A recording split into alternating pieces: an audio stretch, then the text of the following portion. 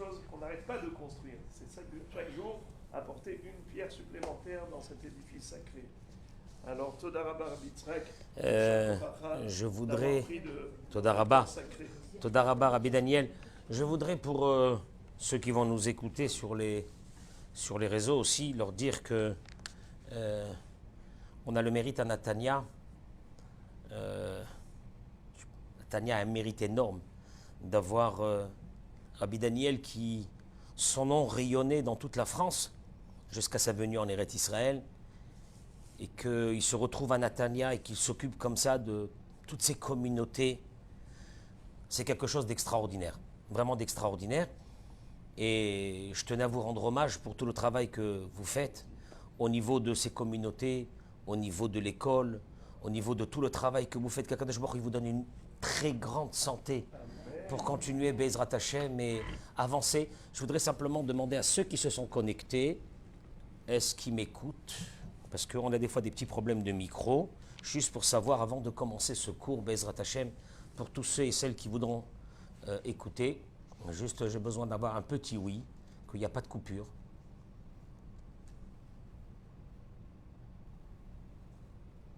On attend.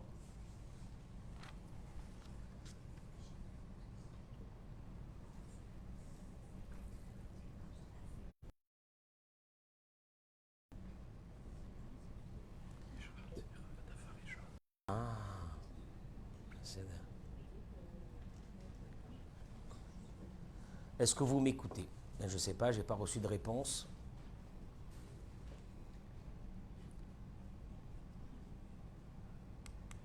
J'ai besoin de savoir est-ce qu'on écoute, sinon je débranche ce micro qui me fait des fois des problèmes, mais quand il marche bien,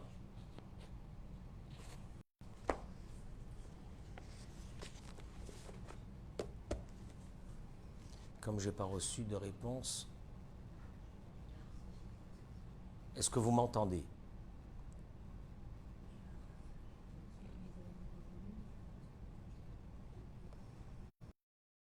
Quelqu'un me dit ce qu'il entend, mais sinon on enlève le micro. Comment?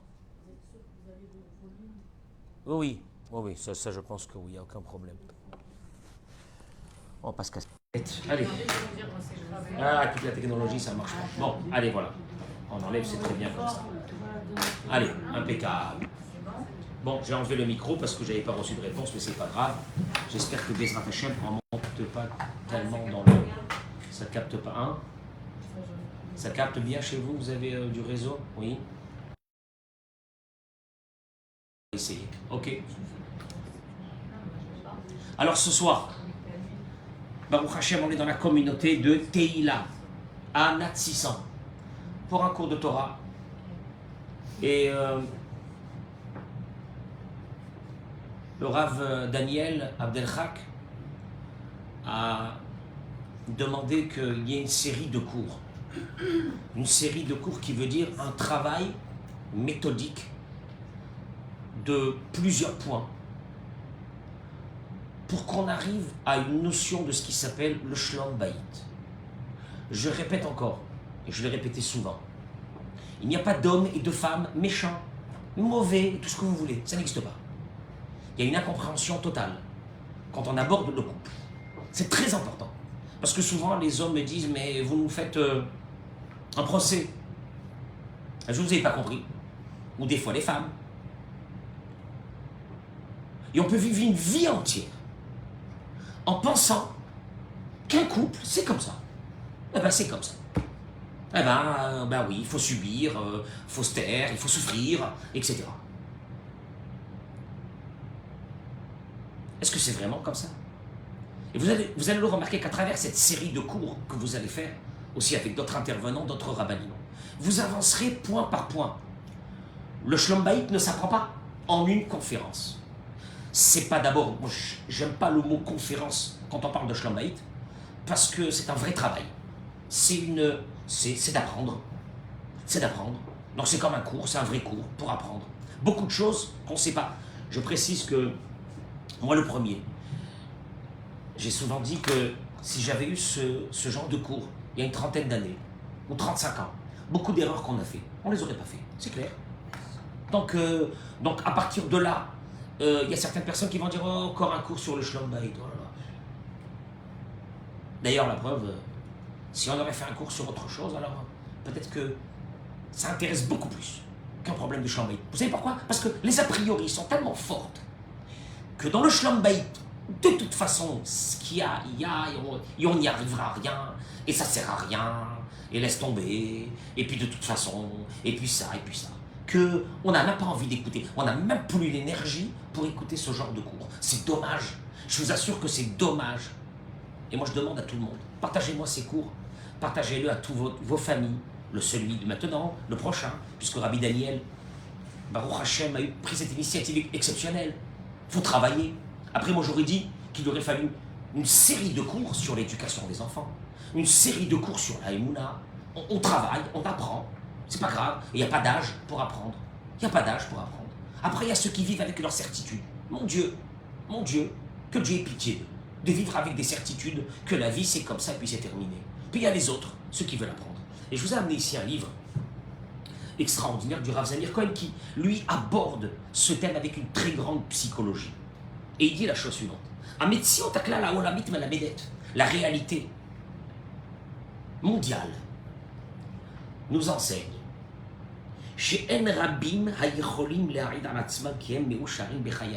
déjà je vous mets à l'aise qu'il n'y a presque pas de couples qui peuvent témoigner qui traversent une vie entière avec le Shlom Bayit. Non, déjà ça nous détend. On peut s'imaginer, non, parce qu'en plus ceux qui viennent, alors on dit ouais, si elle vient, c'est que sûrement elle a des problèmes de Shlom Bayit. Mais non, c'est pas vrai. Mais c'est pas vrai. Je peux vous assurer, je répète les mots qu'il dit. La réalité mondiale, avec de grandes études, ont démontré. Très peu sont ceux qui peuvent dire qu'ils ont traversé une vie avec un shalom dans la maison, avec un bonheur. Avec un bonheur, qui veut dire quoi un bonheur? Qui veut dire quoi ce mot un bonheur? D'être comblé, que les attentes que nous avons dans un couple sont comblées, qu'on se sente bien. Et il n'y en a pas beaucoup. Déjà, c'est la première des choses. Psychologim baolam toanim. Je vous cite les mots parce que c'est important de travailler sur ça. Beaucoup de psychologues dans le monde prétendent que quand ils voient un couple qui marche dans la rue, tout de suite on peut savoir s'ils sont mariés ou non. Vous regardez un couple qui passe et ils expliquent, ces psy, moi j'accuse personne, que Eleha Nesuim, ceux qui sont mariés, Soadim Bepanim, tu les vois, ils marchent avec des visages fermés, et l'un répond à l'autre avec des réponses très sèches. Be'od, Habilti Nesuim, le couple qui n'est pas marié, tout de suite tu vas voir qu'il n'est pas marié, tu vas dire, ah, ils sont mignons, Khatan Bekala. Comment tu vas voir ça? Mirim Panim Zelazé, ils regardent l'autre, ils se kiffent en se regardant, mais Sochichim Beregesh, mieux que ça. Ils discutent, ils parlent, ils sont là les yeux dans les yeux. C'est beau. Nahon. Il y a un problème. Il y a Doha, c'est beau. Chez l'Otosoug Meuras, est connue l'histoire, il ramène, de ce couple qui était fiancé, qu'un jour ils sont sortis de la maison des parents de l'un ou de l'autre, ils s'en fichent. Et la fiancée a buté sur une pierre et elle est tombée par terre. Tout de suite, le garçon, dans quel état il était. Et il lui a demandé, tu t'assois s'il te plaît, tu bouges pas, je te cours t'amener une bouteille d'eau, tout de suite. Et que quelques années après, quand elle est tombée, il s'est mis à hurler, tu regardes ma part, tu fais comme ça. Tu fais quoi? Dans tes yeux. Où sont tes yeux? Il dit le Rav. Mais Karine, alors...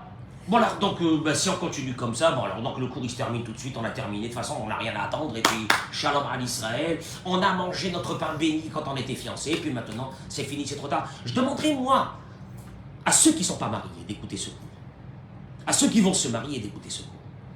Moi je dirais aux parents de partager ce cours à leurs enfants, c'est très important. Ce que je vais donner ce soir, c'est une toute petite partie de ce thème qui est le Shlom Bayit, mais en même temps c'est une base. C'est une base. Je lisais tout à l'heure ça à la maison, je discutais avec ma femme sur ça. Mais c'est énorme, c'est vrai. Mais on oublie. Je vais vous faire découvrir quelque chose qui est vraiment le premier bassis, la première base de tous les cours que vous allez faire plus tard, Bezrat Hashem.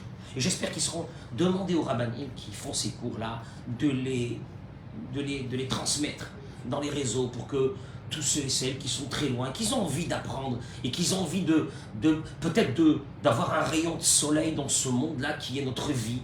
Est-ce que c'est vrai qu'on doit subir une vie en étant marié? Ou y a-t-il un bonheur? Il paraît qu'il y a un bonheur, on va le voir. Mais à quelles conditions? C'est surtout ça le thème de ce soir. Mais il il dit pour terminer, si vous voulez ce tableau noir, mais Karim Melamdim, de grandes études, nous a enseigné que la majeure partie, j'ai honte de dire ça, que la majeure partie des couples sont déçus de leur choix. À quel écart? À un point. Rov Zugot, il dit, la majeure partie, peut-être c'est pas vrai, peut-être il exagère, sont déçus. À quel écart? Chez Ilou, on leur a demandé si vous auriez la possibilité de remettre la machine en arrière. Est-ce que Hayou Bocharim Ba'adam Acher Kebato Kebenzug Lachaim? Auriez-vous choisi ce partenaire ou cette partenaire avec qui vous êtes maintenant? Et dans la majeure partie des cas, la réponse elle a été non. Donc, qu'est-ce qu'il nous reste encore ce soir après ça? Ça veut dire que quoi? Ça veut dire que on est voué à subir un mariage. Non, c'est faux, c'est faux. Bémet que c'est faux. C'est juste qu'on ne sait pas comment. Et vous allez le voir tout de suite. Achomnam, le Karnoadou, il dit le Rav, qu'est-ce que ça veut dire quoi? Le mariage, c'est quoi? C'est une souffrance. C'est une souffrance, c'est subir. C'est ça, notre vie, tant que tu es marié, tu subis, tu patientes, et tu attends, et tu fermes ta bouche, tu là, c'est ça le mariage, Bémet. C'est ça le mariage. Surtout que, quand on prend comme référence les premiers mois, quand on était avec notre femme, avec notre mari, pourquoi les premiers mois ils étaient bien et le reste après il n'est pas bien? Maïesh, qu'est-ce qui s'est passé entre les deux?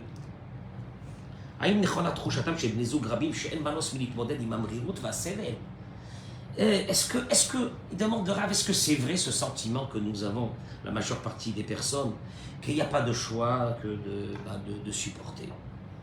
De supporter en plus avec amertume et des fois avec souffrance devant un partenaire, devant un mari qui ne nous comprend pas. Il ne nous comprend pas. On ne vient pas du même monde. Pas lâcher quoi, je reste comme ça. Vous voulez que je fasse quoi? La Torah met la médette, et vous allez le voir. La Torah va nous enseigner. C'est l'enseignement de la Torah. On va chercher tout dans la Torah. Tout est dans la Torah. Valisayon mochiach. Et la réalité nous l'a montré. Que celui qui a compris comment ça fonctionne, un couple, je signale ce mot, et de détecter les différences qu'il y a entre un homme et une femme, de détecter les différences qu'il y a entre un homme et une femme, la compréhension de ce que c'est un couple, plus l'identification des différences entre un homme et une femme. Ma'ebet al-nafshi, psychologue, mais c'est très important. Dans sa partie psychologique, dans la partie de l'âme humaine,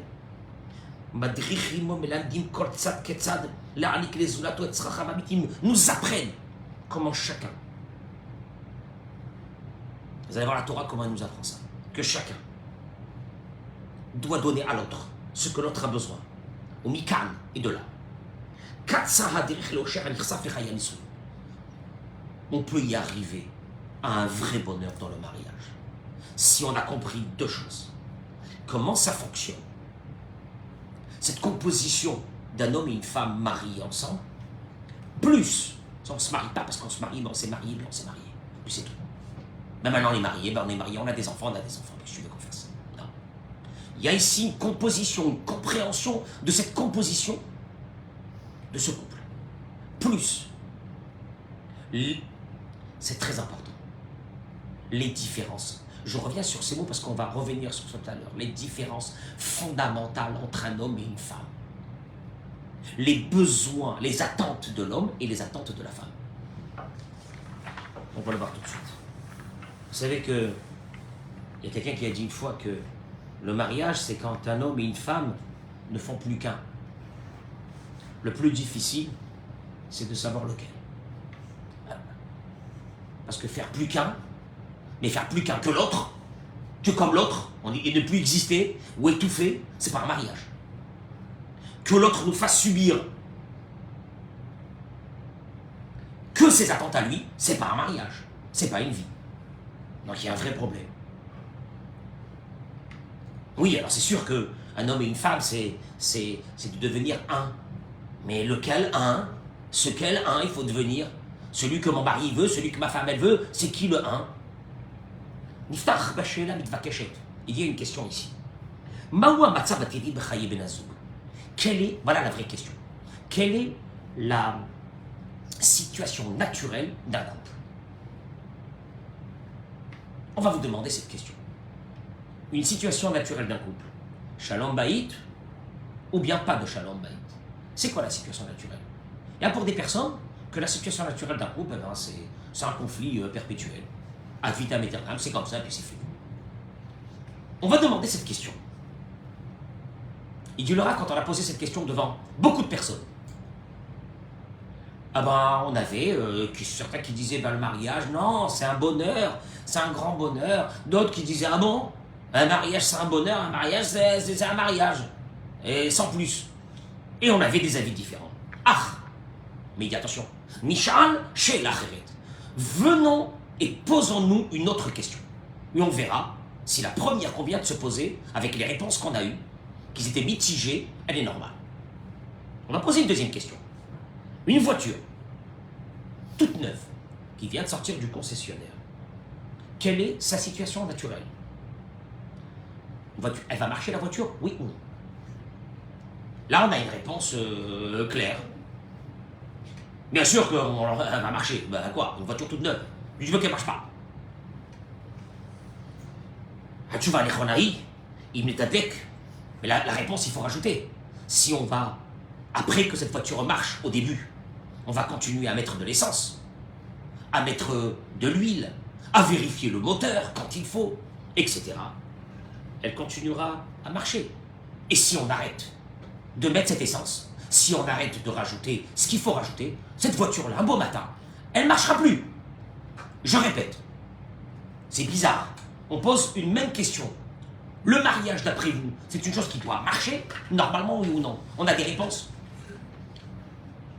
très controversées et très mitigées. Ah non, un mariage, vous savez, oh, j'y crois plus. Un mariage, j'y crois plus.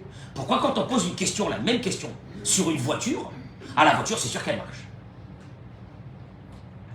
Si la voiture, c'est sûr qu'elle marche, elle marche parce que après on a continué à faire marcher et à faire fonctionner et à rajouter ce qu'il fallait et à donner ce qu'il fallait à la voiture et à mettre de l'essence dans cette voiture. Sinon, cette voiture s'arrêtait, c'est une évidence. Elle m'a sachez une chose, c'est que dans un mariage, c'est encore pire. C'est-à-dire que le mariage, bien sûr qu'il a marché au début. On s'est jamais marié dans la bagarre. On s'est jamais marié avec, on n'est jamais rentré avec une fiancée dans la roupe en train de se battre. Non, bien sûr que non. Non, ils étaient mignons, quel bonheur, c'était extraordinaire. Donc la voiture, elle marchait bien, tout marchait bien. Qu'est-ce qui s'est passé entre la voiture et le mariage? Si on fait ce parallèle, c'est que la voiture, on a continué à mettre de l'essence, à faire des révisions du moteur, à voir les choses qui n'allaient pas, à les arranger, et vas-y tu banques, et vas-y tu payes, et c'est normal. Et puis comme ça, la voiture, elle continue à marcher, parce que sinon la voiture, elle s'arrête. Et maintenant, le mariage, c'est pire. Donc déjà, quand tu as cette idée dans la tête, tu comprends qu'il y a quelque chose qui ne fonctionne pas. Parce qu'en principe, ça aurait dû continuer à fonctionner. On s'est marié, ça aurait dû continuer à fonctionner. On s'est marié par amour, on était bien avec la personne avec qui on était, il y a un vrai problème. Ce cours, en fait, moi je ne le fais pas pour les femmes, je le fais pour les femmes, je le fais pour les hommes, je le fais pour les jeunes, je le fais pour tout le monde. Je dénonce aujourd'hui les mariages qui sont faits sans préparation psychologique. Vers quoi on va? Je dénonce les mariages. C'est pas que je dénonce. Si ça dépendait que de moi, j'aurais interdit les jeunes de se marier, sans passer un stage. Alors nous, on le passe à notre âge, c'est pas grave, c'est très bien. Si on peut après aussi donner des conseils aux jeunes, c'est super, et à nos enfants qui vont se marier. Mais il y a une évidence. Tu ne peux pas faire marcher une voiture si tu ne fais pas des révisions, et si tu ne mets pas de l'essence, et si tu ne mets pas de l'huile, et si tu ne rajoutes pas ce qu'il faut, elle va s'arrêter un beau matin. Le mariage, c'est la même chose. Allez voir. Voilà. Donc déjà, c'est clair. Donc si ça s'est arrêté, ou s'il y a une crise, ou s'il y a un problème, c'est pas par hasard. Oh, vous savez, on est fatigué. Vous savez, l'usure. L'usure. Dis-moi, quand ta bagnole elle a fait 10 000 km, tu l'as posée de côté, tu as dit l'usure, tu l'as mis chez le garage, t'as rangé. Et elle est repartie pour encore 10 000. Oui. Asma. Ah bon? Ah tiens, je savais pas bon. Ben, on va voir ça. Un cholek ala ovda. Il n'y a personne qui contredit ce fait.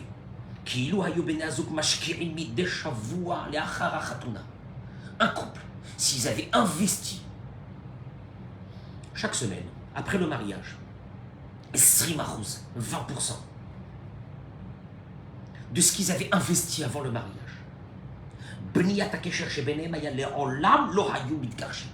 jamais ils auraient divorcé. Si on avait investi chaque semaine 20% de ce qu'on a investi au moment où on était fiancés, en principe, il n'y aurait pas eu de divorce. Donc, ce qui veut dire qu'à un moment donné, on a tout arrêté. La pompe à essence s'est terminée, tout s'est terminé. Et on est là, et puis, bon ben, voilà. On voit les jeunes quand ils vont se marier, combien ils sont là. Et puis le téléphone, il sonne, c'est mon fiancé. Taisez-vous, il faut que je lui parle. C'est mon fiancé. Et ça dure combien de temps? 10 heures au téléphone. Qu'est-ce que tu peux parler 10 heures? Mais si après qu'on était mariés, on avait un quart d'heure par jour. Comment ça va? Même au téléphone, du bureau, du travail. Comment ça va? Rien qui m'a dit, ouais, mais bon... je lui dis, comment ça va, machin, et toi, il me dit, ça me, je suis occupé, laisse-moi tranquille. Alors pourquoi, quand elle était fiancée, elle disait pas ça? Tu vois? Donc tu vois qu'il y a un vrai problème. Qui est lui ce problème qui va causer, après, un engrenage? On sait qu'on arrive après avec deux personnes qui vivent,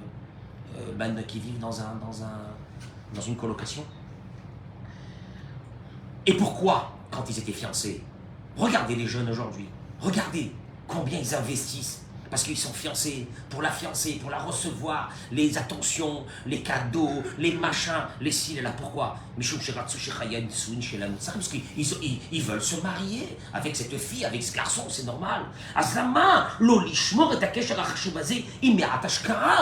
peut pas garder, on n'arrive pas à garder un peu de ce lien-là, avec un peu d'investissement. Il a dit 20%. De l'investissement qu'on avait fait quand on était mariés, de faire 20% de cet investissement dans la semaine. 20%. Adam Shishkia, millions de shkalim. Un homme qui a construit une maison, ça lui a coûté des millions de shekels. Et il a un jardin à côté, il a fait un jardin autour de sa maison. Une folie. Et après il dit, moi j'en ai marre d'arroser, je laisse tomber. Tu vois, pendant chez Roland, t'es fou. T'as investi tellement. Et maintenant, tu n'arrives pas à mettre un petit peu, c'est juste d'ouvrir des robinets, de les fermer et d'arroser un peu pour que ça pousse. Makara.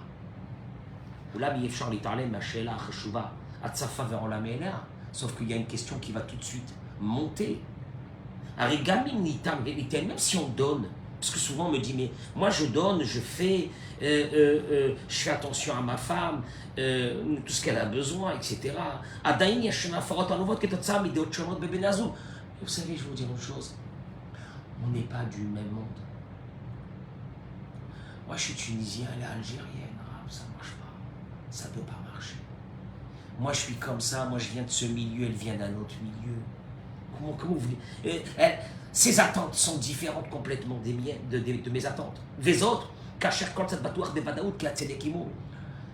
et chacun est sûr que c'est lui qui a raison. Je reçois des fois des couples, les deux ils parlent. Chacun est sûr qu'il a raison. Et chacun est sûr que ses attentes ne sont pas comblées dans ce mariage. Et personne n'entend l'autre. Et chacun est là, renfermé dans son monde de colère, de rancune, de rancœur, de déception. Et c'est tout. Il te dit,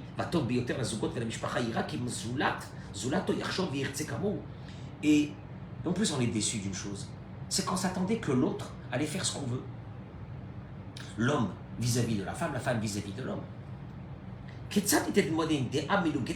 Comment voulez-vous que je peux vivre avec quelqu'un qui a des idées complètement différentes des miennes? C'est bizarre, l'amour errant, aveugle. Je me suis pas rendu compte, je me suis marié avec elle. Mais on n'a pas du tout les mêmes attentes. On n'a pas du tout les mêmes ambitions. On n'a pas du tout les mêmes choses. Et le pire, c'est quoi? C'est que je pense que c'est moi qui ai raison. Et l'autre a tort. On n'a pas la même vision de la vie. Comment voulez-vous que je fasse? On fait quoi avec ça? Je vis avec un homme, on n'a pas les mêmes visions de la vie. Et en disant ces mots, qu'est-ce que je suis en train de dire en même temps? Je suis persuadé que ma vision à moi est la meilleure. Et je ne comprends pas pourquoi je me retrouve devant quelqu'un qui est complètement buté et qu'il ne veut pas me comprendre et qui ne comprend pas ma vision des choses et la vision de ma vie. Ou l'âme. Alors, c'est vrai que tu te dis d'un côté, je fais des efforts à la maison, mais j'ai en face de moi quelqu'un qui est complètement différent, qui a des idées qui sont complètement différentes, qui a des aspirations différentes. Alors comment je fais? Alors oui, je fais ce que je peux, j'essaye de faire, bien sûr j'essaie de faire, mais vous savez, c'est pas suffisant de faire. Parce que, certainement que pour qu'un couple marche, il aurait fallu qu'on ait la même vision de la vie. Il dit c'est une erreur monumentale. Monumentale, elle est monumentale. Et ça va nous donner quand même, ça va nous rassurer sur beaucoup de choses dans la vie.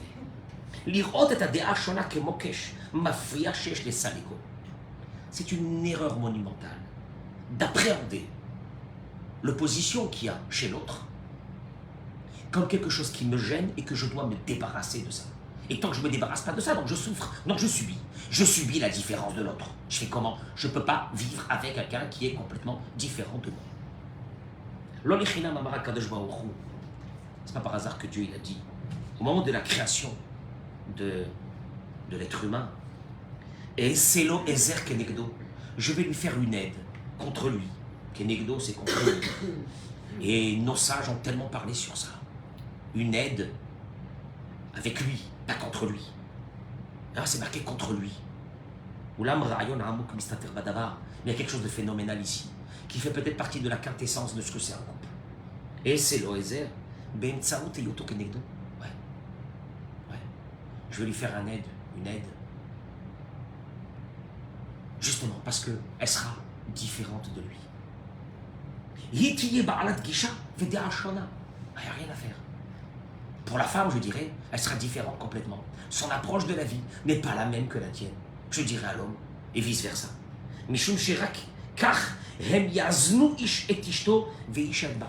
Parce que la pire des catastrophes, c'est ce que je comprends de la Torah, c'est si le couple était le même. Et Dieu, il a dit, si Dieu veut, que tu vas te marier avec quelqu'un, et que tu vas croire que mais c'est la même chose que toi. Et un beau matin, tu vas te rendre compte que c'est complètement différent. Tu te dis, pendant chez là, comment j'ai fait une erreur pareille, aussi grossière, de me marier avec quelqu'un, c'est de la folie. Ah, accident de jeunesse. Ma parole, accident de jeunesse. Accident de jeunesse, Akadosh Baruch Hu te dit, écoute-moi bien. Le vrai projet divin, c'est que la personne qui soit en face de toi soit diamétralement opposée à toi. Alors là, il y a des jeunes qui vont m'écouter, qui vont dire n'importe quoi. Mais moi, la fille avec qui je suis, on est comme ça. On est comme ça.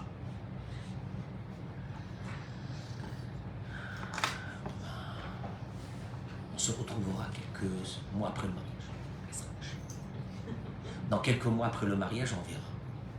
Si vous êtes comme ça, parce qu'on est la même chose, on pense la même chose, on a les mêmes idées. Heureusement que Dieu il a fait ça. Qu'avant le mariage, ça se passe comme ça.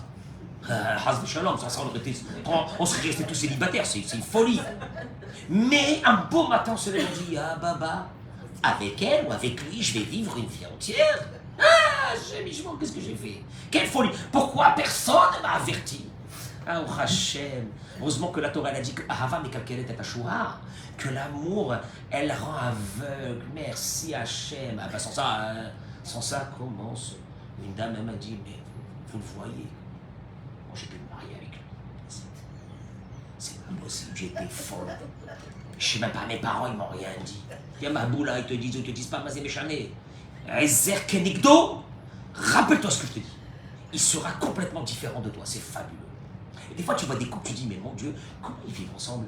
Ils sont complètement différents l'un de l'autre. Mais c'est un miracle. Non, ils ont trouvé l'alchimie qui va faire que cette différence va faire un complément extraordinaire. Et moi, je le dis, imaginez-vous une maison. On va prendre des trucs comme ça, juste basiques. Une maison de grands stressés de la vie. Ah, moi, je vous assure, les enfants, un bon matin, ils se jettent par la fenêtre. C'est pas possible de vivre comme ça. Alors, tu vis dans une maison où tu entends un qui stresse le matin, qui hurle. À la mort, ça peut être la femme. Ah, qu'est-ce que tu fais, toi? Pendant que moi, je cours, et pendant que moi, je suis comme ça, t'es là, assis, comme une cruche. Mais heureusement, mais deux les mêmes. Alors, tu sais ce qui va se passer? C'est que justement, vivre avec quelqu'un de complètement différent, tu sais ce qui va se passer? C'est fabuleux. C'est que toi, tu seras obligé, et c'est là qu'on va arriver, parce que c'est ça l'idée, en te confrontant avec quelqu'un qui est complètement différent, tu vas regarder ta situation dans laquelle tu es. Et tu vas dire à un moment donné, si tu as l'intelligence, parce que c'est ça ce qu'on va voir. En fait, il est en train de m'apprendre quelque chose, celui qui est en face de moi. Qu'on peut vivre normalement, sans hurler du matin jusqu'au soir. Si les deux, admettons, étaient des fous du ménage de la maison, les deux, ils rendent une maison stérile, il y a un petit poil ici, il y a un truc, amenez-moi l'aspirateur. Alors la femme, elle est comme ça, l'homme il est là, il prend une chaussette, il la jette là-bas, la deuxième chaussette, il la jette là-bas, il est là, il est bien. D'un seul coup, il entend des hurlements. Mais si les deux étaient comme ça, comment on vivrait dans une maison pareille? Je vous demande BMet, parce que c'est vraiment là le problème. Non, on se dit, ah là, quelle personne avec qui je me suis marié, mais j'ai rien à voir avec elle. T'as rien à voir avec elle, bah ça tombe, heureusement. Heureusement que tu n'as rien à voir avec elle. Parce que si tu avais à voir avec elle et que vous étiez la même chose, et prenez, vous savez, je vous ai fait une caricature comme ça, mais prenez ça dans n'importe quelle chose de la vie. Si les deux, je sais pas, quand ils sortent le matin, la voiture, elle marche pas. Ah non, il y a un des deux. Alors là, souvent, c'est le mari. La famille, ça va, machin. Mais si, imaginons que les deux étaient là, en bas dans la rue, en train de hurler parce qu'il y a un poulet qui est crevé, que les enfants... Je sais pas, mais c'est une folie. Donc il y a toujours un qui est là. Mais alors on va rentrer dans le vrai problème. Si c'est ça ce que Dieu a voulu, et c'était ça le projet divin, là qu'est-ce qui se passe chez nous quand on subit la différence de l'autre avec une violence pareille, et qu'on n'essaye pas de voir qu'à travers cette différence, en fait il y a un message divin de te dire, alors c'est vrai, et tu vas voir un couple, le mari, ou la femme, court à droite, à gauche, il ne s'arrête pas de bouger, on dirait qu'il est pris d'un truc. Et tu vois sa femme, elle est assise pendant des heures. Tu te dis, comment ils font? Mais imaginons que les deux étaient en train de courir à droite, à gauche. Tu deviens fou. Et on ne fonctionne pas la même chose. Mais vous allez voir, c'est là le nœud du problème. C'est que nous sommes déçus de la personne avec qui on s'est marié, en se disant, ça il m'a saoulé, ça suffit. Ça y est, ça suffit, je peux plus. Je peux plus, jusqu'à quand je vais vivre avec quelqu'un comme ça? Non, il y a un vrai problème. C'est qu'apparemment notre approche, elle est... Le lobécédaire, je suis pas chez le lobécédaire, il y a quelque chose qui ne va pas ici.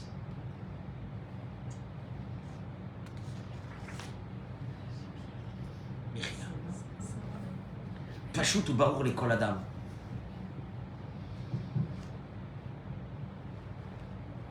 Il est évident, pour chaque personne. Vous allez voir, on va rentrer dans le premier jalon de ce que c'est une maison.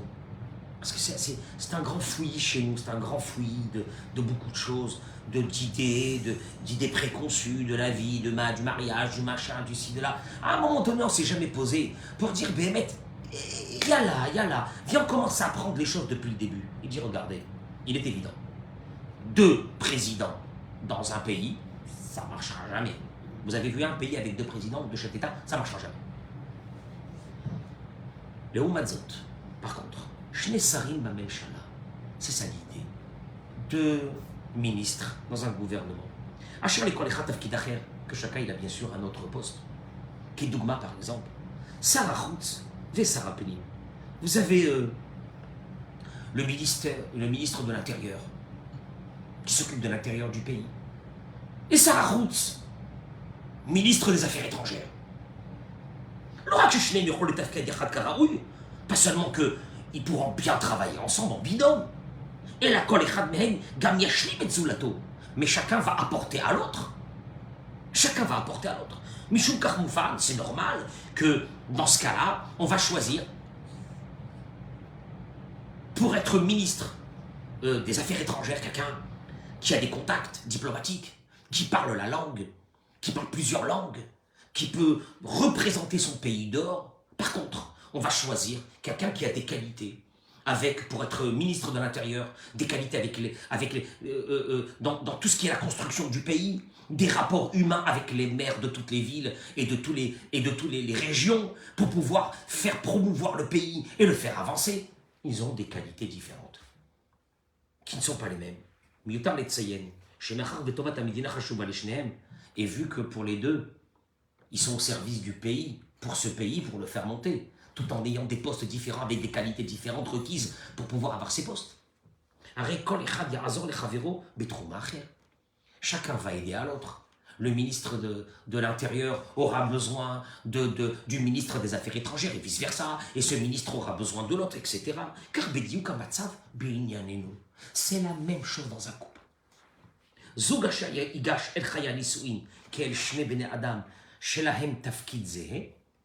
Si on pense que le mariage, ce sont deux personnes qui vont avoir le même rôle dans la maison, Kishlonam Charoutz Merosh. L'échec est déjà programmé. Ah ouais, mais on nous a toujours appris que la femme, la femme ne doit pas être en deuxième position dans un couple. Il n'y a pas de dominé, de dominant. Mais c'est une catastrophe si on voit la vie de cette façon. Deux dominants, deux personnes qui veulent faire la même chose, c'est la fin du couple. Ah, quoi alors? Donc, moi je vais faire ça et toi tu vas faire ça? Chacun il a son rôle. Pour permettre à cette maison de se maintenir. Et là il dit une chose. Alors là, monsieur, je suis content de t'annoncer ce soir que ta femme n'a pas du tout la même façon de penser que toi, n'a pas les mêmes attentes sentimentales de toi, et vice-versa. Et ne vous mélangez pas les pinceaux et n'essayez pas de croire que c'est la même chose et qu'on est égaux. On est égaux, on n'est pas égaux, on a deux postes différents. Et c'est ça le gros problème aujourd'hui.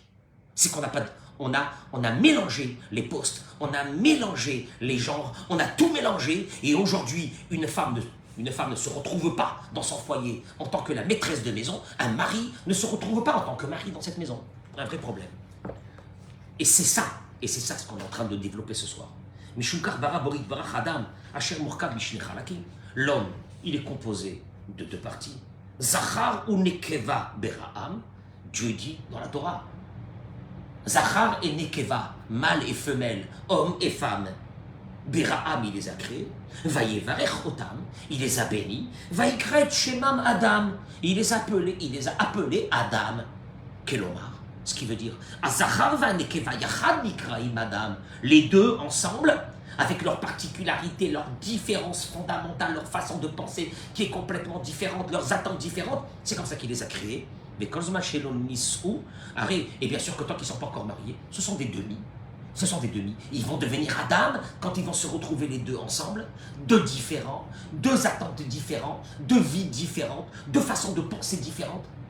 Et ils vont commencer à apprendre l'un à fonctionner avec l'autre comme deux ministres, dans une maison, mais avec des fonctions qui sont complètement différentes l'un de l'autre. Abaal Vaisha Enam Kishne Rachem Memshala. C'est pas deux présidents, c'est pas deux présidents. Et là Kishne Sarim, c'est comme deux ministres. Amoufkadim Atikim Shalim, qui ont deux travaux différents à faire dans ce pays.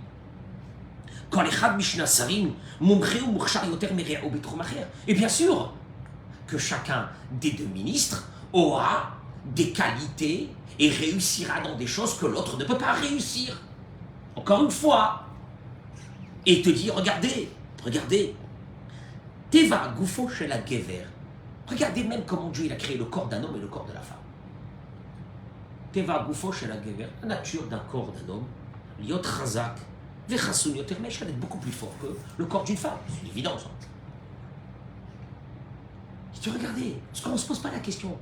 Pourquoi la constitution de l'homme elle a été faite de cette façon, la constitution de la femme? Pour nous c'est normal. Moi c'est comme ça, c'est sorti comme ça et puis c'est fini, c'est la nature. Kolo Ave, l'homme il a une voix qui est grave. Pourquoi? Pourquoi il y a une voix qui est grave? Ouais, il y a une voix qui est grave. Et pourquoi la femme elle n'a pas une voix très comme ça? Pourquoi? La maman, c'est bizarre la voix. Hein? Dibouro, Katsar Vesamchouti. La parole d'un homme, un homme quand il parle. Vous avez vu les hommes quand ils parlent? Oui, bien sûr. Hein? Ouais, c'est terminé. Une femme, tiens, vous avez vu les femmes? C'est extraordinaire. Vous avez vu les femmes à la sortie d'un mariage? Maman. Une femme, elle peut dire à son mari, elle en s'en va. Ce on s'en va, il faut d'abord qu'elle dise au revoir à tout le monde, ça peut dire encore 2 heures. Il lui dit, moi j'ai vu mon manteau, tu m'as dit qu'on sort. Tu fais quoi? Tu fais quoi? T'as pas terminé? Combien vous avez parlé déjà ce soir? C'est la différence. C'est la femme, elle a besoin de se cacher. Le mari, c'est comme ça. Et pourquoi Dieu l'a fait comme ça? Regardez.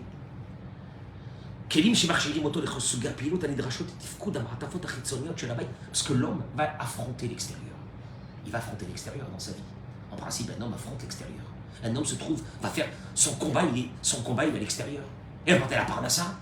Bien sûr, c'est à l'homme d'apporter la parnassa. Ah, son combat, il est à l'extérieur, je précise, si une femme travaille, elle amène la parnassa, barourtier. Mais n'inversons pas les rôles. C'est pas à la femme d'apporter la parnassa à la maison. Si la femme peut aider, très bien. Si la femme a envie de sortir travailler, très bien. Mais n'inversons pas les rôles. Faut pas qu'un jour le mari dise à la femme, t'amènes rien. Ça marche pas. Zélo Besséder. Pourquoi? Parce que la femme, l'homme a été constitué dans son corps, dans sa façon de parler. L'homme, c'est le combat, c'est dehors. Il va aller chercher à manger. Oui, c'est une évidence que la Torah l'a donnée. Il est le ministre des Affaires étrangères. Tiens, c'est bizarre. Veilo Aïcha. Alors que la femme, Goufa Adin, Dibura, Aroch, ou Merupa Dioter. La femme, c'est beaucoup de mots pour faire passer un message. Kola Dak Verach Yoter. Sa voix est beaucoup plus fine et beaucoup plus douce. Iba la trouche esthétique de Foutar. Elle a un sens esthétique beaucoup plus développé que celui du mari. Je sais pas. Un homme, il a besoin d'un lit. Il a besoin d'un lit et d'une assiette avec du manger, c'est tout. S'il n'y avait pas une femme dans la maison, on pourrait arranger la maison. Mais on est complètement différent par rapport à ça. Elle a ça, c'est son intérieur de la maison. Elle a besoin de ses ustensiles, vous savez pourquoi? Elle a besoin de ses qualités pour son monde intérieur qui est sa maison. Parce que la maison, c'est un endroit de douceur. La maison, c'est un havre de paix. La maison, c'est un endroit où on se sent bien. La maison, c'est quand on rentre à la maison, les enfants rentrent à la maison le soir, c'est le cocon familial. Ah non, il arrive comme un truc, c'est pas lui qui va faire le cocon familial, on est bien d'accord. Lui, il s'est battu toute la journée, il veut se battre dehors, il va amener la parnassa, il va courir, et son corps a été fait comme ça. Donc tu vois bien que même dans la constitution du corps humain, mais ça n'a rien à voir. Militar Letsayen, Shana Kavan avec Achlomar. Attention, il dit le Rav. C'est pas pour ça de dire qu'un homme ne doit pas travailler à la maison, ne doit pas aider. On est bien d'accord. Ou qu'une femme, si elle peut faire des choses à l'extérieur, qu'elle n'ira pas les faire. Non, mais il faut savoir une chose. Il y a ce qu'on appelle prendre conscience que nous sommes diamétralement opposés à tous les niveaux. Et notre but, il était de travailler ensemble. Notre but, il était de travailler ensemble. Comme deux ministres qui sont complètement différents, qui n'ont pas du tout les mêmes qualités, qui n'ont pas du tout les mêmes forces, qui n'ont pas du tout les mêmes... Rien, ça n'a rien à voir. Et pourtant, ils travaillent ensemble pour faire monter un projet qui est le pays. Le couple qui a compris ça. Qui sont deux parties différentes. Et que chacun il a ses qualités pour réussir dans ses domaines. Et que les deux ensemble, quand ils ont pris ce projet, en se disant, on n'a jamais vu un ministre qui va chez le président de la République et qui lui dit, moi l'autre ministre là-bas, je ne peux plus travailler avec lui. Oh, on n'a pas les mêmes affinités, on n'a pas les mêmes qualités, on n'est pas la même chose, je ne travaille pas avec lui. On t'a pas demandé d'avoir les mêmes affinités, les mêmes qualités, ou de vous kiffer. On n'a rien à voir. C'est pas ça le but. Le but c'est quoi? C'est que vous avez deux pôles qui sont complètement différents. Mais vous devez travailler tous pour une seule chose, qui est cette maison. Et il dit une chose, hein. Si on a compris ça, c'est énorme la différence. La différence, elle est énorme, elle est fondamentale. Mais si on a déjà compris ça, c'est une grande partie de la problématique. Comment est-ce qu'on aborde un couple? Merkarim matzvim ala ovda, shebeod haisha chaya bederech klal et hamechav azugi. Toutes les grandes études ont démontré que la femme vit pleinement son espace de couple, la maison, son espace de couple, c'est une évidence. Une femme, quand elle termine le travail, qu'est-ce qu'elle dit? Je rentre à la maison. Quand on entend une femme dire je rentre à la maison, puis elle met sa déquête. Pourquoi elle va rentrer à la maison? Pourquoi une femme va rentrer à la maison? Pour se faire les ongles et s'asseoir devant la télé? Qu'est-ce qu'elle va faire une femme quand elle va rentrer à la maison? Elle va travailler, elle va cuisiner, elle vit l'intérieur de sa maison. Haïch. Mais ça, vous devez comprendre, vous, mesdames, c'est très important. Je le dis aux dames, à toutes les femmes. Haïch, bederech klal, chay et amichav aishi shelo. L'homme, la femme, comme Dieu lui a donné ses qualités, cette douceur, ses finesses, ces choses de comprendre qu'est-ce que c'est, comment rendre cette maison, une table de Shabbat, c'est pas un homme qui peut la faire. C'est pas possible. Et c'est pas que ça, il y a plein de choses. Il y a plein de choses. On va croire que pour moi, une femme, elle doit rester à la cuisine. Il y a plein de choses. Mais une maison où il n'y a pas l'âme d'une femme, c'est pas une maison, on le sait. Vous avez vu des maisons de célibataires hommes? Vous avez vu ce qu'il y a là-bas? Ah, moi je suis rentré, j'ai vu. De 40 ans, plus de 40 ans. Ah, tu vois, tu rentres tout de suite, tu dis, mon Dieu, comment c'est froid. Comment c'est froid, il n'y a rien. Donc il y a ça, il y a cette force de la femme que Dieu lui a mis pour faire de ce cocon, cette maison-là. L'homme, par contre, il vit pleinement son espace personnel. Je peux vous traduire ça en des mots. C'est que il ne ressent pas le besoin de partager. Il faut comprendre des choses, Bémet, il faut les comprendre. Un homme, c'est un solitaire. C'est un solitaire. Il dit, regardez, Irachat Sorech, elle a un besoin. Arbe yoter mimeno, plus que lui. Leshatef et ben Zouga, le Chaim, bemarche boteha, ou biprate macha avaralea. Une femme, elle a besoin de raconter à son mari ce qu'elle a fait, ce qui s'est passé, comment ça s'est passé, etc. C'est normal. Moi, je rentre à la maison, ma femme, tout de suite, alors, il y avait ça, puis j'ai appelé ça, puis j'ai fait ça, puis j'ai invité ça, et puis on va faire ça. Et puis, elle me dit, tu m'écoutes? Oui, bien sûr. C'est déjà autre chose. Je reçois encore un coup de téléphone. Tu m'écoutes? Oui, tu m'écoutes. Bien sûr, je t'écoute, Ras des Shalom. Comment je t'écoute pas? Bien sûr que je t'écoute. Qu'est-ce qu'il y a? Qu'est-ce qui se passe avec lui?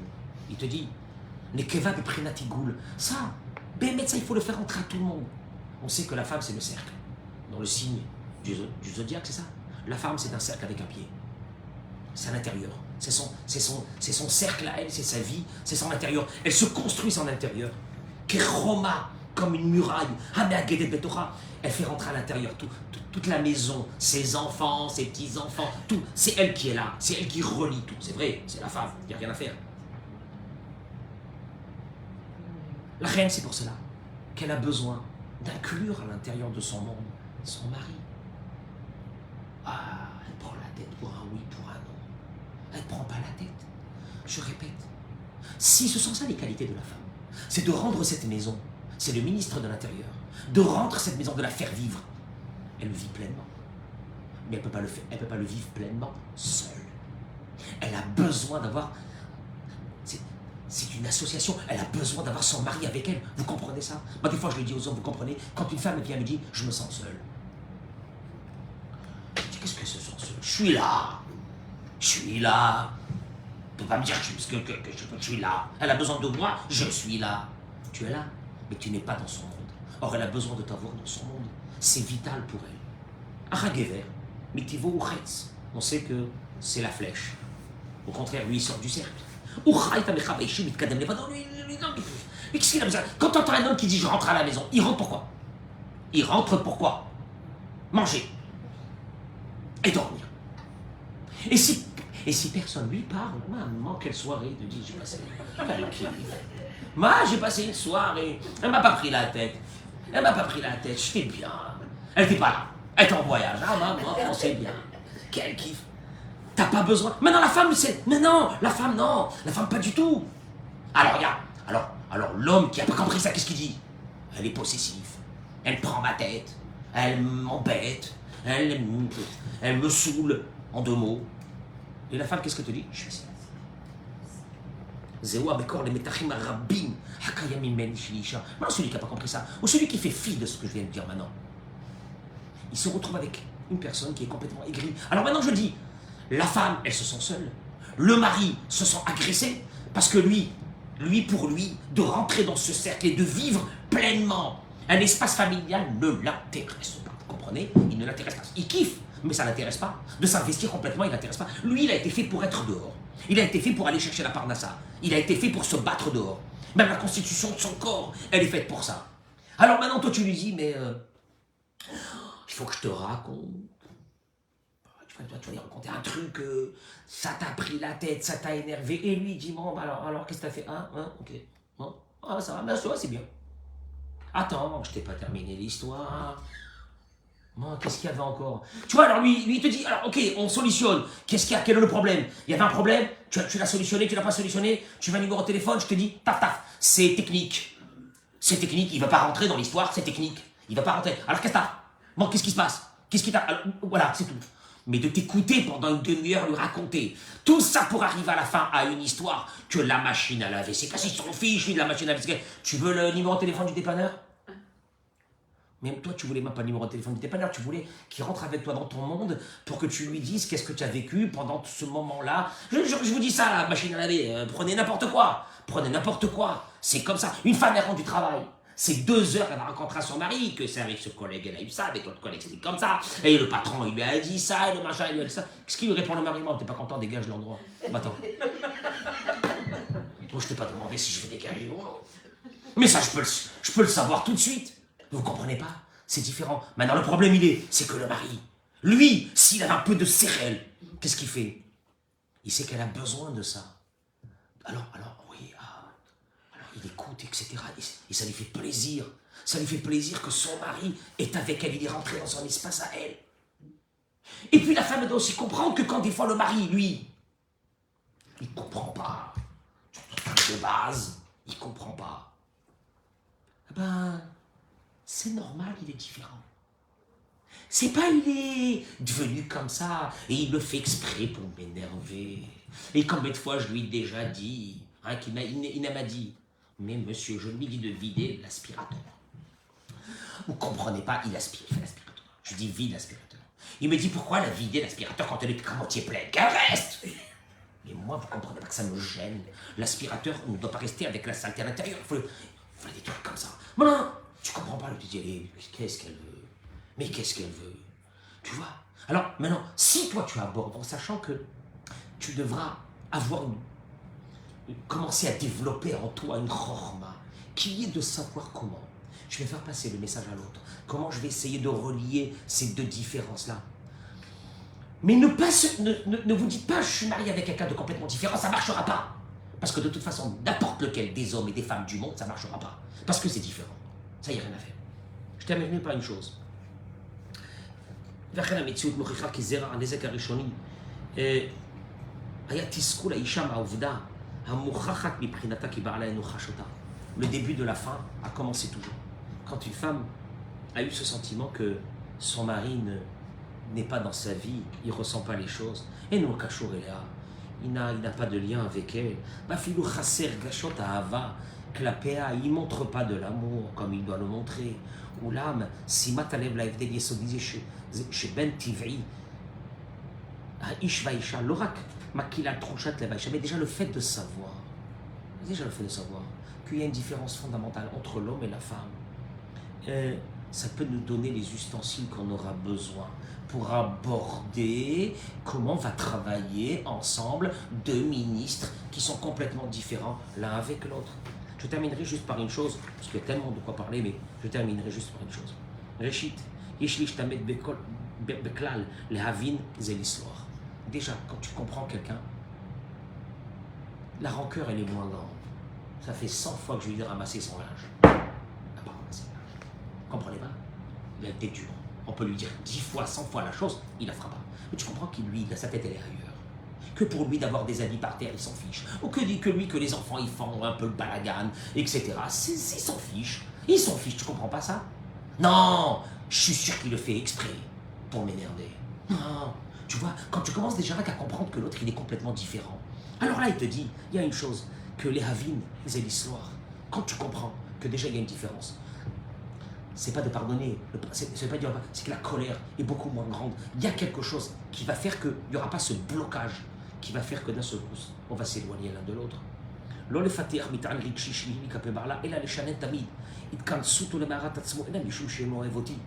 Et quand vous voyez votre mari, que des fois il se renferme sur lui-même, il veut rester seul.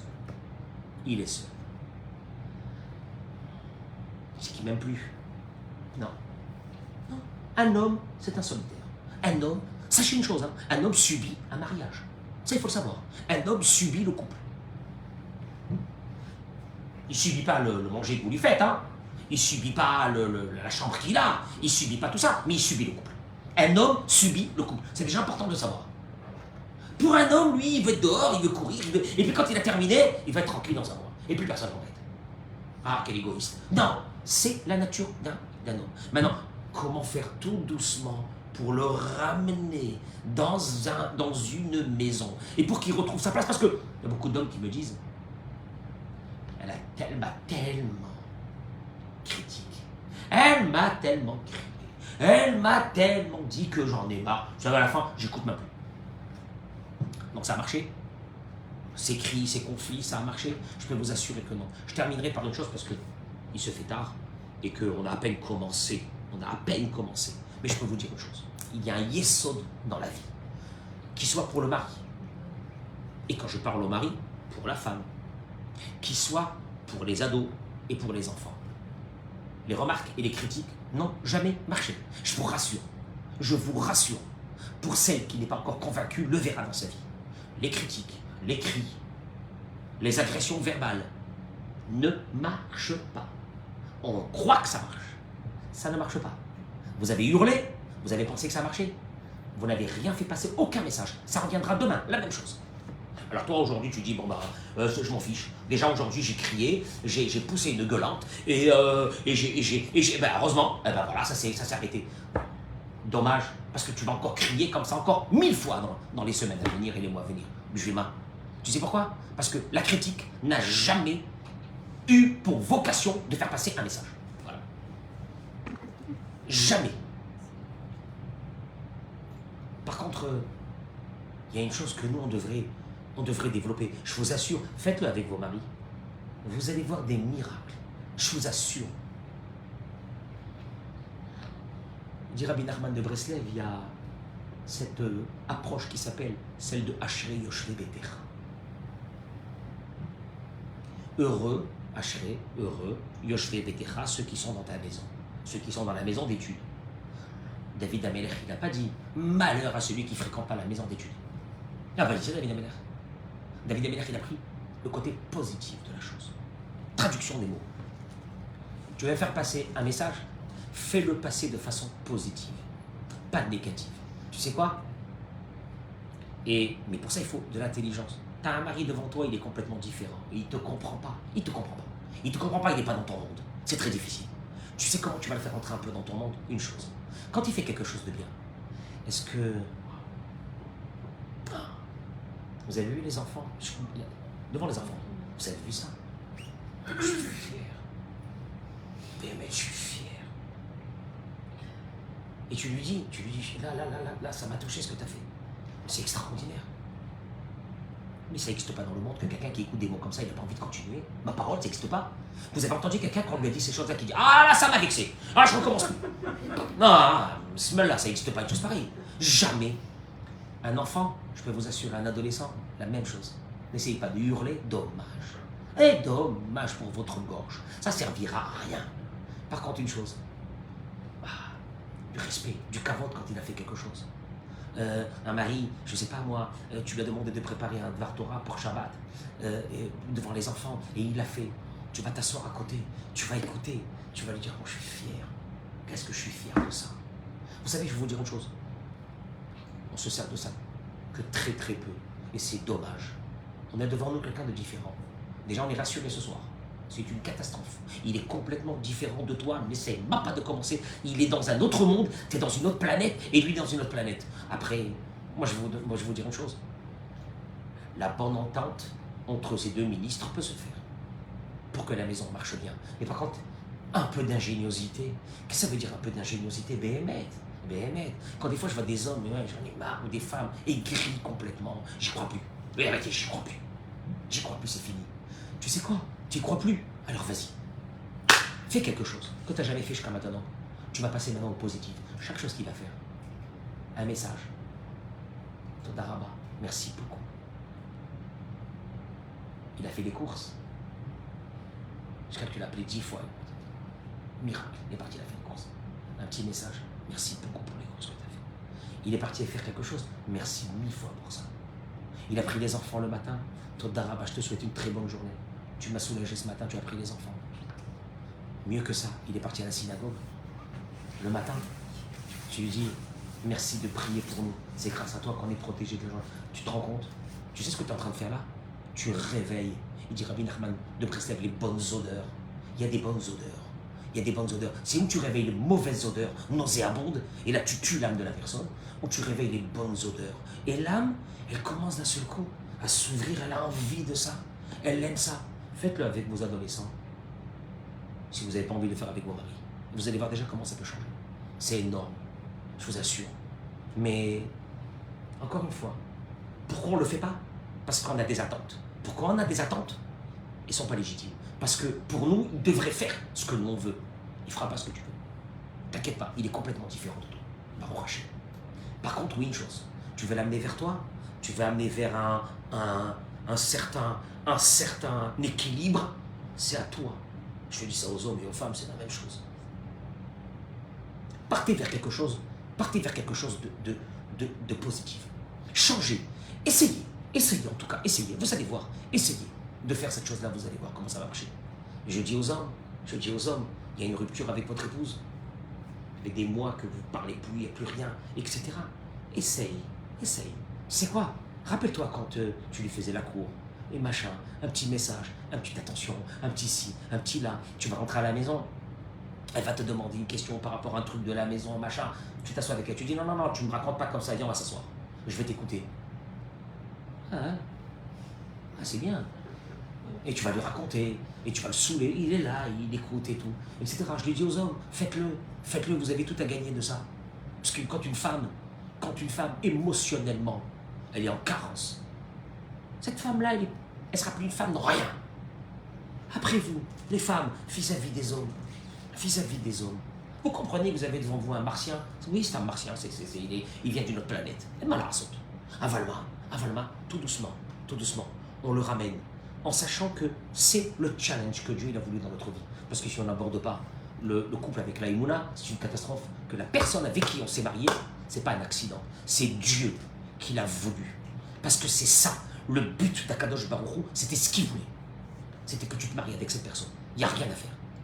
Et après à toi d'aborder ça avec la Emouna. Tu sais comment avec la Emouna? Eh ben, cette personne, elle est diamétralement opposée de moi. C'est que Dieu me l'a amené pour que moi je change ma façon de voir. Parce que moi j'avais des certitudes, je venais avec mes certitudes, avec mon caractère invivable, avec mes crises, avec mes machins, avec mes ci et mes là. Eh ben, Dieu m'a mis devant moi un homme ou une femme devant moi. On sait que ça va me permettre de monter, de changer. Le seul endroit où on travaille ses midotes, c'est pas la synagogue, c'est pas dehors, c'est à la maison. S'il y a un endroit dans lequel le travail des midotes d'un être humain devrait se faire, c'est dans cette maison, en sachant que la personne qui est en face, elle est différente. Rakma, après avec beaucoup de chorma. Tu peux, moi je dis aux femmes, si vous avez une intelligence, vous pouvez prendre votre mari comme un enfant, comme ça, vous pouvez faire de lui comme ça. Vous pouvez, comme ça, il va devenir un toutou. Mais je parle dans le côté positif de la chose, pas négatif, un toutou. Tu sais comment? Commence à faire sortir de ta bouche des belles paroles. Et devant les enfants, on fait lui cavote devant les enfants parce qu'il a fait telle et telle chose. Parce que les hommes, ce sont de grands enfants. Ils aiment ça. Ils aiment cette reconnaissance. C'est normal. Et je dis ça aux hommes vis-à-vis des femmes. Rentre dans son monde. Son monde, c'est sa maison. Elle va te prendre la tête pour des trucs c'est comme ça. Mais elle aime ça. Et puis elle va t'appeler pour ça. Et puis elle va t'appeler comme ça. Prends de la disponibilité. Quand elle t'appelle, ne dis pas j'ai pas le temps. Si vraiment tu as encore un peu de temps, prends ce temps-là. Bien sûr, posément, tu l'écoutes. Tu l'écoutes, ça veut dire qu'elle se rend compte que tu es rentré dans son monde à elle. C'est vital pour elle. Parce qu'elle, c'est ce cercle-là et elle a besoin de l'avoir. Sans ça, elle te dira, je suis seule, je n'ai pas besoin de vivre avec toi. Je peux vivre seule, je n'ai pas besoin d'être mariée. Mais ça, c'est la base. C'est cette base. Ce soir, on a fait un thème, tout petit thème, qui est la différence fondamentale entre l'homme et la femme et comment essayer de relier ces deux. Il n'y aura pas deux personnes les mêmes. C'est pas possible. Jamais un gouvernement a été fait de deux chefs d'État. Ça n'existe pas. Et puis, chacun il a son poste. Bien sûr qu'un n'a pas le droit de commander l'autre. Deux ministres ne se commandent pas. Ils ont des postes différents. Et chacun, il a son poste. Et chacun doit respecter le poste de l'autre. Et chacun doit savoir que le poste de l'autre est vital pour que ce gouvernement marche. Voilà. C'est un peu la réflexion de ce soir. Je vous remercie. Bracha Batzlacha. Amen Keni Ratzon. Et que Bezrat Hashem. Et grâce à vous, toutes ces personnes qui vont écouter ce cours. Voilà. On n'a pas attaqué les hommes, on n'a pas attaqué les femmes. Vous avez remarqué? On a réfléchi vraiment à une chose. Ah, on est déçus. Elle n'est pas comme moi. Elle est d'un autre monde. Ah, il m'a saoulé. On n'est pas du tout de la même chose. On n'a pas la même éducation. Laisse tomber. C'est faux. C'est justement ça. C'est de trouver, de savoir qu'il y a deux personnes complètement différentes qui vont vivre dans cette maison. Et c'est avec ça qu'on va relier. Et Baruch Hashem, je vous ai rassuré ce soir, il est complètement différent de vous.